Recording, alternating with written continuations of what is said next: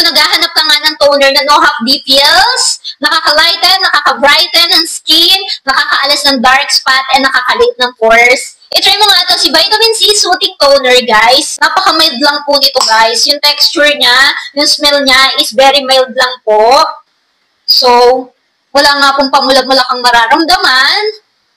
Kasi po, mild nga lang po yung ingredients nito. Pero, nakaka-brighten po siya ng skin and